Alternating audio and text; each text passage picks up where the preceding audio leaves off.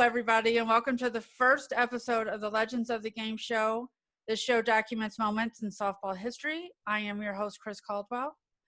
I have an honor today to have a conversation with Hall of Fame coach, retired Fresno State coach, and one of my favorite childhood stars, Margie Wright.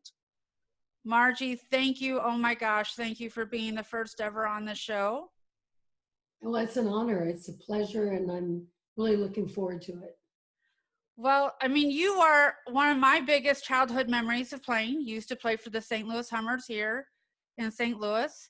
And I remember vividly watching you play. What are your memories of softball? What is your favorite memory of softball? Oh gosh, I actually have quite a few, but probably my most favorite was winning the national championship at Fresno State back in 1998. And 1998. you know, I mean, add to that getting to be a part of the Olympic Games, the first ever in Atlanta, Georgia. That was kind of unbelievable, honestly. It's something I dreamt about, wanting to be a player in the Olympics before softball was in the Olympics. And it was just a phenomenal experience. And there's just been a lot of them. That was in 1996.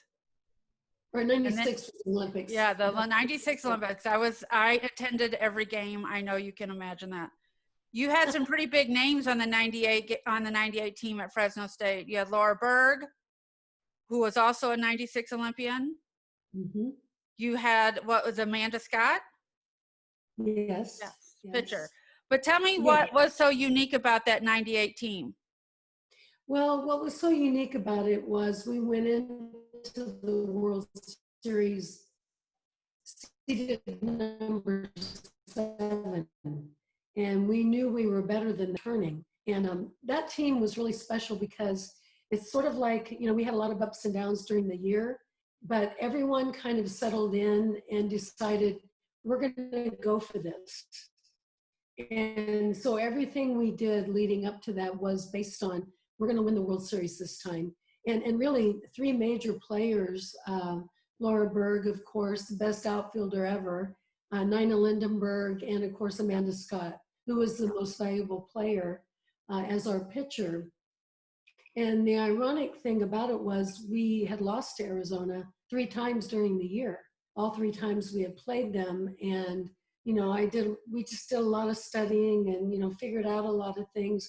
But I think when it came down to it, it was just the heart and soul of those 3 young ladies. And then you add to it all the other women on that team that most people wouldn't even recognize because we had a lot of underclassmen and, you know, and players that stepped up just for the World Series. They hadn't played much during the year. And so it was pretty incredible, you know, that all those kids together could, you know, just with one swing of the bat, you know, make everything, you know, change just like that. Pulled out a big victory too. Interesting. Huge. Though, I'd really like to talk to you about what happened after you won the World Series, because you would think that winning the World Series puts you on top of the world. And you kind of went through something that a lot of people don't know about. Would you describe that to us? Well, actually, it was prior to the World Series, because after you win the first World Series at a university, everyone loves you, Right. You know, because they all live their lives through the athletic department. But in 1992 through 95, when we were trying to get a new stadium built, because we had led the nation in attendance all those years that I had been at Fresno, and I went there in '86. And we needed a place to play, and we needed lights, and we needed to help our fans, you know, have a fan-friendly venue. So I formed a stadium committee, and we met every Friday for 2 years, you know, like clockwork. Had seed money, went to the university, asked if they would give us their blessing to go out in the community and raise money, and they wouldn't do it. They were building other buildings on campus, and they just said they couldn't support it. Well, in the meantime, Fresno State had been selected as one of the state schools to be investigated by the Office for Civil Rights. And when they came there and investigated us, after a long period of interviews they figured out that the information that the school was giving them was not the same as what the female coaches were giving them. So they came back in and investigated and found us to be out of compliance in just about every single area. And According one to of Title the IX. key areas was, yes, according to Title IX. And one of the key areas was facilities and, locker rooms and, things like that, that we had no locker rooms for any of our women's sports. And so when that judgment came down, they had to, they were mandated to build a softball stadium. And when they asked, which was a baseball stadium that had been there since 1990 or 80, I think 82. And I said, that's what we want. And so they did. They had a loan through the Bulldog Foundation and had to build it. And it was really the first stadium on any college campus. Yes, but through that whole process, through that whole process, the administration at the time, they led the community to believe that I was this terrible person that had filed, some kind of lawsuit or something, which I had not done. And all of a sudden, the community really turned against what our softball program had been, which was one of the premier programs in the country at the time. And we had been second at the World Series 3 times, and third 3 times, and fifth 3 times. And it was just, we were very highly respected until then. And the picture that got presented through a radio program and through all kinds of terrible things presented us to be, taking money away from the men's sports and, doing all these things that none of them were true. And so it was really a tough couple of years where I did have to sue a radio program for, slander, which is hard to do in First Amendment, but right. It went on and on for 2 years and they settled it out of court. But during that time, I had dead animals left on my porch. I had to take different routes home. I had security that had to walk me to my car. I had death threats every day on my phone. And it was just a really horrible time because I tried to keep that away from my family and from my team. And so I pretty much was handling it alone. You were also asked to wear bulletproof vests during competitions and when you were off campus. Well, it was suggested. It was suggested, but it was strongly suggested. But those are the type of stories that nobody knows about. Everybody credits you for the stadiums that we have today, but nobody really knows the fight. But you kind of did keep it away from your team, from your family, and you took all of that on yourself, which, it's hard to say thank you. Thank you for doing that. But how did you deal with that? How did you personally deal with that? Well, I think I kept myself so busy that I wasn't thinking about it. I tried really hard, to just focus on my team and, and what we needed to do to win. And, also in that time period, my boss and 2 of my friends that were on the staff were all 3 fired. And all 3 won multi-million-dollar lawsuits because the school wanted them out. And I was a key witness, for all of them. And there were just so many horrible things going on that if any of it would have gotten out to my players, I think it would have been difficult for them to handle.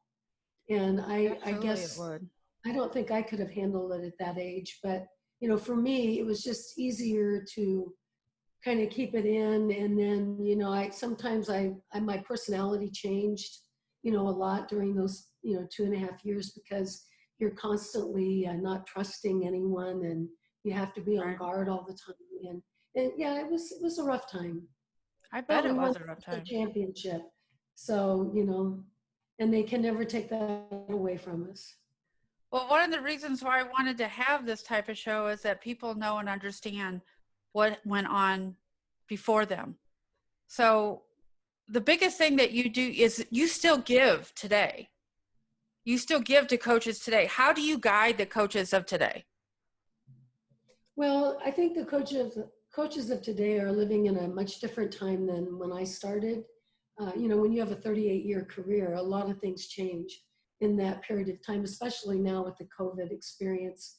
But after I retired, I still did a lot of clinics, all over the country. And I worked with a local park district travel program to try to educate their coaches and, help their players get better and have a better understanding at a younger age, that so many kids don't get that opportunity. So I did that, a lot. And I do the mentoring program with the Coaches Association and, different things that I can still offer a voice, even though it's so different now. I feel like, if I can just bring up one or two things that would be helpful to them, then, maybe it'll make their life a little bit easier. And now, most recently, I've come out of retirement and been the volunteer pitching coach at Illinois State. So, and that's my alma mater. And Melinda Fisher had taken my place when I left Illinois State to go to Fresno. Right. And she's still there. So I figure, might as well go back. So basically softball lives in your blood. We're not going to get you out of today. No, I don't think We're not going to get you out of softball. So one of the segments that I had was a question from today's generation. Mm-hmm. And Katie Thatcher from the Heartland Havoc in Rockford Falls, Illinois, would like to know, how did you get into softball? Well, actually, I did play up in her area when I was younger, as well as many other places. But I got into softball because I grew up in a town of 700 people. And I was probably a better athlete than most of the boys because that's just what I always wanted to do. I always thought I would be a pitcher for the St. Louis Cardinals. I didn't realize there was a gender issue, because my parents, they and all my siblings, we just were all equal. We didn't ever think anything differently. And then when I made the boys little league team and didn't get to play because the women's club in that little town said that girls couldn't play with boys, I was crushed. And so my mom actually begged my dad to start a softball team. And my dad played baseball, but he didn't know much about softball. So two of my sisters and I played for years, and we went from Class B to Class A and, kept moving up in the ASA ranks. And so I played in Decatur, Illinois. Then I went up to Moline, Illinois, up in the Quad Cities, and played there for a lot of years. Played in Shelbyville for a year, played in Macomb for 1 year, and then was actually drafted the year before I decided to play. I was drafted by Chicago in the first pro league, and I had already committed to my amateur team. And I didn't know, or actually I was drafted by Connecticut, and I didn't know if I wanted to go that far away from home. Even though I was out of college and I was teaching high school at the time, I just, I wasn't ready, I guess, to right. jump into that. And so then the following year, I decided, well, I got traded, apparently, I got traded to an expansion team in St. Louis. Uh-huh. And that was only 2 hours from home. And I thought, good, my parents will get to watch and my family, and yeah, I'm going to do this. So that's when I decided to play pro softball. And that, of course, only lasted 4 years. And then it folded, and we all had to sit out a year to get our amateur status back. So I played a lot of golf and really enjoyed it, but softball was the sport I wanted to play. So then for 34 years, and made my first team All-American when I was, 36 years old. 36 years old. Yeah, 36 years old. Yeah. So you were known for a knuckleball. Who taught you that? Well, actually, Joan Joyce taught me the knuckleball. And Joan was the best pitcher ever. I mean, I have to say that. And I played basketball in college as well as field hockey and softball. And we were in the national tournament my freshman year. And I never had a changeup because I used to be able to, I could throw really hard, and, not too many people could catch up to it. Right. And of course that was at 38 feet and then 40 feet. So, right. the pro league moved back to 44 feet, and that was a little tougher, for me. But when I was a freshman in college, we were at the basketball tournament and we had lost out. Well, Joan Joyce was the basketball referee for the Really? AIW Regional Yeah. Championship. And after she refereed a game, I went up and I begged her, "Would you please teach me your knuckleball?" And she looked at me and she goes, "Sure, I'll teach it to you." So she took our whole team upstairs to another gym. And in her basketball reffing uniform, taught me that knuckleball. And it took me a year to get it, She taught you to that where I day? could throw it that day. She taught it to me, and still have pictures about it. And I mean, it was just something I could never imagine, learning something from the best. And a few years later, then when I was pitching in the national championship tournament in Salt Lake City, we were playing a game against Santa Clara. And then the game after ours was Ray Bestis, which was the team Joni played on. And they were going to be in our dugout. Well, we lost 1-0. And I'm coming out and I wasn't too happy, but she grabbed me and she looked me in the eye and she said, "Don't you ever tell anybody who taught you that knuckleball." And I looked at her and she goes, "You never throw a knuckleball to the number 9 hitter with a runner on second." And that's what I had done. And that was their hit, to score the Because you runs. slowed the ball down. Yeah. And so I tell you, I still tell people who, taught me that pitch, because You say you just in told later a whole years when bunch I of couldn't people, throw, hopefully. I did. Well, sorry, Joan. So would you say Joan would be who you looked up to as a kid, or who was it? I'm trying to educate people about who came before them and who came before you. Well, there were a lot of great pitchers that there weren't age groups back then. So I was like 12 years old playing against Joan Joyce and Lorene Ramsey for the Pekin Lats, who was a phenomenal pitcher. And all of the great pitchers back then, Nancy Welburn, Donna Lopiano, Joan Joyce, Bertha Tickey. Well, Bertha Tickey was a windmiller, but Lorene Ramsey, Jerry Hammerstrand, all of those great pitchers that were around for a long time, they all threw the slingshot motion. And so did my sister, who was older than me, and she was our pitcher. And when she got engaged and decided to not play anymore, my dad said, "Well, you have to be a pitcher." So I didn't want to be, as you never want to, emulate your sister. You just think, I'm going to do something better, right? Right. So I saw a woman in Decatur, Illinois that played for a major women's team who was a windmill pitcher. And my dad used to take us to their games, and I watched her, and I would go out behind the house and throw against the back of our garage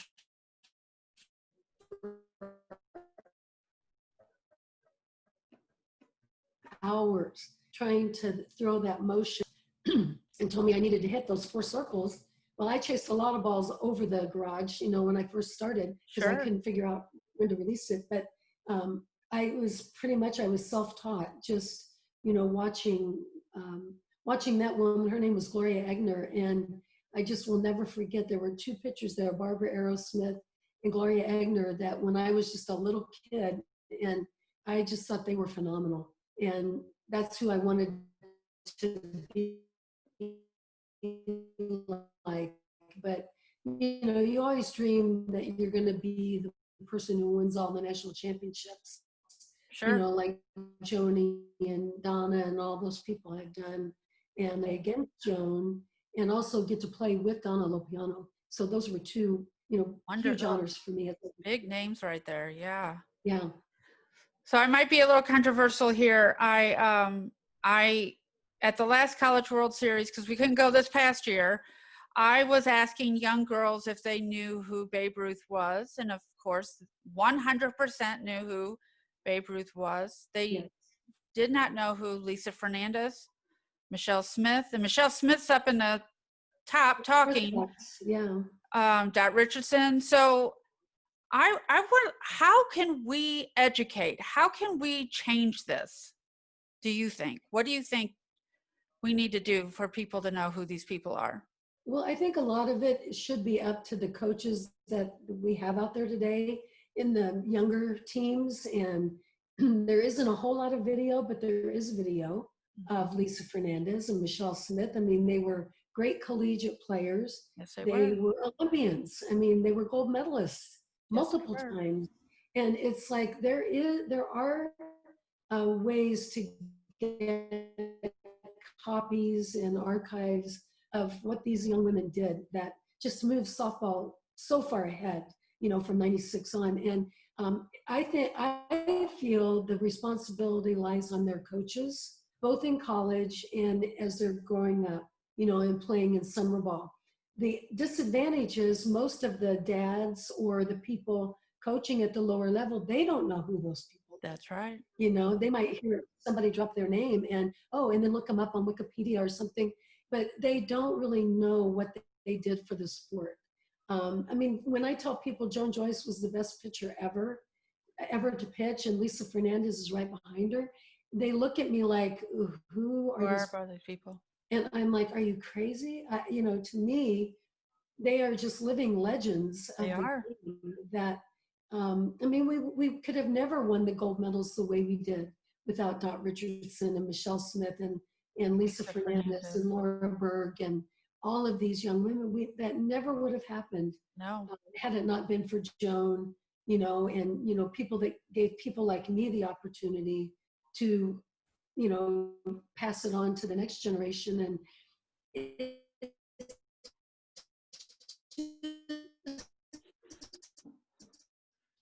it's quite sad. We never, I always wonder why they don't do something at the College World on, you know, when they are highlighting ASU for years and coached the Sun City Saints in the summer ball. She wrote a fantastic book, you know, like 30 years ago that, you know, people just kind of, oh, that's a book about softball. And it has so much history in it. And you just think, why is there no interest in that? Well, for me too, my dad took us to the Cardinal games. And so I thought I would be able to pitch in the major leagues. Right. I didn't know females couldn't play in the major leagues when I, you know, first started. So we have to educate them at a younger age. And, you know, even someone like Jenny Finch, who was just a tremendous ambassador for softball. She still is, yeah. Yeah, and just a phenomenal person, you know, as well as a phenomenal pitcher. You hear very little about her even. Right. You know, you used to go in the Target store or, you know, different stores and you could see the Jenny Finch pink glove. And I don't even see that out there anymore. No. Except for the little kids. So I just don't think we've done a very good job at marketing ourselves. And I don't know how we do that if you don't, you know, maybe partner up with the major leagues or with, you know, somebody that can give you a window, you know, to start promoting what we have. Well, because you can go out and buy a Stan Musial jersey, but you can't buy a Jenny Finch, Yes. a Lisa Fernandez, a Dot Richardson. There is absolutely, not even on the USA softball website, can you buy their jersey. Well, and again, it's that mentality. You can't buy a Lisa Fernandez jersey at UCLA. No. And I'm thinking, why is that? You know, or you can't buy a Susie Parra jersey at Arizona. I mean, there's a name too, right there. Yeah, these are some phenomenal ball players that are so overlooked. And, you know, it kind of hurts my heart, you know, when I sit here and I think about it, and I keep thinking, maybe I could have done something differently, you know, at the time. And we did everything we could at Fresno. We led the nation in attendance 19 of the 27 years I was here, I was there. Right. And so we tried, we did everything we could, but you have to have a welcoming, you know, fan base. You have to have the people out there that are willing to get on board and then help you take it forward. And that's something I think we've just been missing. Well, I mean, I don't know if I can do it, but that's one of the things that I want to do, because it's very important that we know and understand what you did, what you went through, and how you, on your back, got us here. Because we don't have the softball stadiums without you, Margie, and I will say that out loud. Um, I can't thank you enough. Um, I just know that you are fierce. You were a fierce competitor. You were a fierce coach. But when I was a young coach and I walked up to you, you said, I know exactly who you are. And that made my total day. You know what I mean? That made my day. You said, I know who you Well, but you are. see, yeah, well, these are the important things, though, is what I believe that that's why I say maybe I could have done something better. I think it's a two-way street. You know, a lot of times I think coaches get so involved and wrapped up in their own programs and in the rules and in recruiting and everything else, and we ignore the next generation sometimes because we're trying to do our own job, and we don't really have an avenue where we can take the time. That's why the NFCA's mentoring program is an excellent way to do it. It is. You know, if people will get on board and pay attention and realize that, you know, I was on a mentoring call this year, and I know the people in my group were like, you could never do that today. And I'm like, well, I'm sure you couldn't. I said, but I'm just telling you, you know, 20 years ago, that's how I handled that situation. And then I, I feel like, well, what's to say we couldn't handle it that way again? If, you know, we all, you know, tried to get on the same page, you know, having to protect ourselves, jobs and everything else. Very true. Yeah. What would you tell the athletes that are trying to be recruited in COVID today? Well, you know, working with Illinois State, I never watched so many games on a computer before Yeah. in my life. And I'm very not tech savvy at all. And but I would just say, you know, you almost have to sell yourself a little bit. Right. You know, it was actually getting easier when they did the early commit because you did not have to do as much because Right. people were seeing you as a freshman and, you know, getting you on board. Now it's kind of back to the old rules. You just have to be yourself and sell yourself. And the number one thing I would say to today's athletes, don't try to do more than you're capable of doing. If a college coach needs you to do more than you can do, you're both going to be disappointed if you after you make your decision, because you have to be real in this process. And I think sometimes we've kind of lost that a little bit because we're trying to, you know, make everything so perfect. A perfect example, I don't really need to see a pitcher only pitch 3 innings. I would like to see him pitch a whole game, like Right. what we used to, you know, when we were watching.